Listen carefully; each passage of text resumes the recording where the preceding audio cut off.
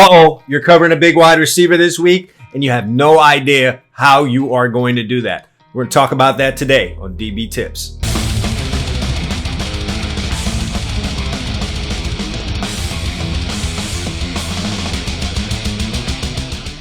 Yep, he should be on a basketball court somewhere dunking on somebody. But no, he's going to be looking for you this week on the gridiron. You got to cover him, and you're not sure how you're going to get that done. We are going to talk about that today on DB Tips. But before we get into that, you know what you got to do. Go ahead and hit the subscribe button so that you don't miss out on another video just like this one. And if you're trying to raise your game to the elite level, if you're trying to be the top of the top, then you've got to join the All Eyes DB Camp members area right now. Over 200 videos with coverages, technique, drills, etc. Everything you need to reach the top of your game is in the All Eyes DB Camp members area. You should be joining that right now. It's the best investment you'll ever make. I've got a link in the description down below for you to check it out, get more information, and to sign up so you can start being all that you can be. All right, what are we talking about today? That is, you got to cover a big wide receiver. I'm talking about a 6'2", 6'3", 6'4" guy that can jump, that's big, that looks physical, and all that good stuff, and you're not that size. How are you going to get this done? Yep, I know it can be intimidating, but let's talk about the ways that you are going to get that done and eliminate this big guy from the game plan.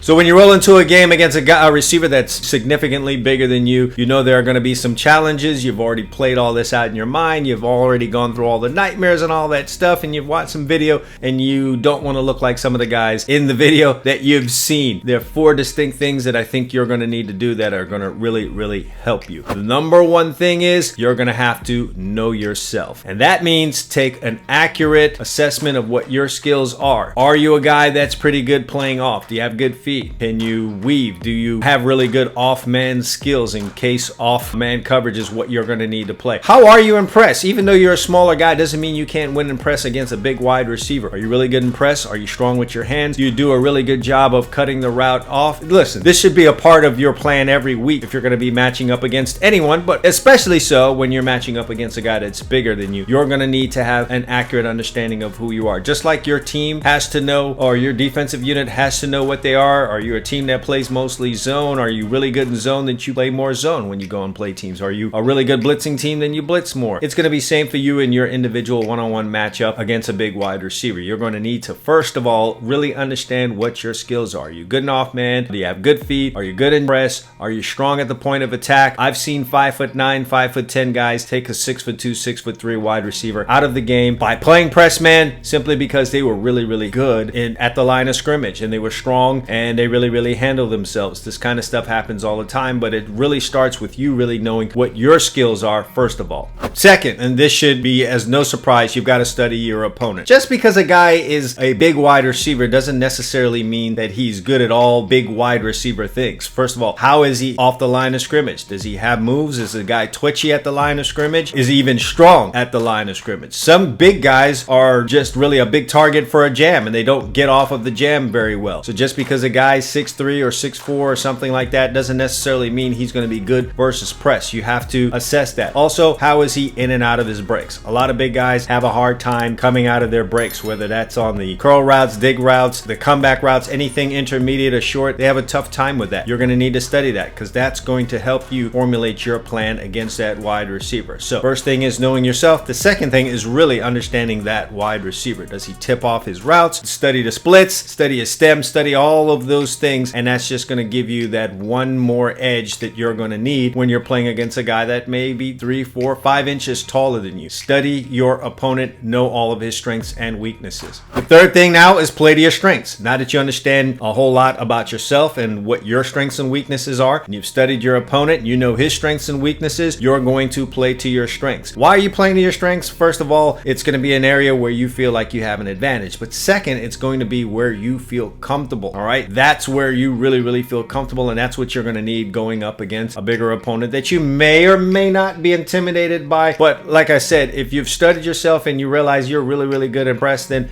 that's where you're going to want to start off. You're going to want to start off with what is your strength and see how it matches up against that wide receiver that is big. If you're a guy that's really good and you play off a lot, then continue to do that. That's where you are going to have your strength. That's where you're going to feel comfortable, and that's where you are going to gain your advantages against against the bigger wide receiver. But after you've studied yourself and you've studied your opponent, you're going to want to play to your strengths. So that is really, really basic. I know that it's common sense, but sometimes you just have to hear that. If he's not so good in press and that happens to be your strength, well, then that's what you're going to be playing. If he's really, really good at the line of scrimmage and press is where you have a strength, you're going to want to start off there. And your plan B now is going to be to play off, but you are going to have to play to your strengths. If his strength is press man and you're really good playing off, then don't feel any pressure to go press a guy. Sometimes a guy feels like, oh, if I don't play press man, then it looks like I'm scared, etc., etc. At the end of the day, your job is to win the one-on-one matchup, and you're going to use what is at your disposal to be able to do that. Forget about what anyone thinks, says, forget about all that stuff. A lot of times guys go into games worrying about what the next man has to say. Well, who's the next man? Is that someone sitting in the stands, someone on Twitter, or someone who doesn't play the game or is on your team? You should have no worries about them. Play to your strength. If it's off, when their strength is press, play off. You're going to win your battles that way. You're going to win the battles. You're going to help your team win. And at the end of the day, that's all that this is about. And the final thing is you're going to have to win the mental game. A lot of times guys go into a game against a big wide receiver and they don't perform the way that they want to simply because they allowed themselves to lose before the matchup even happened. Again, just because a guy is big doesn't mean he has to win. We've all seen Darrelle Revis win the matchups against Megatron and against Randy Moss. It's because he truly believes in his skills. So a couple of things need to happen here. First of all, don't be intimidated by a big wide receiver, all right? There's small wide receivers out there that with a ton of skills that can break you off just as bad or even worse than that big wide receiver. It's about a guy's skill level. You can't be intimidated just because a guy is big. Second of all, you have to believe in yourself. And that should be the case every time you play against anyone that you play. Playing defensive back and being successful at it has a lot to do with your confidence, all right? Your confidence is your armor. You should go into every game against every opponent and every matchup being supremely confident in your own skills. So you must have that.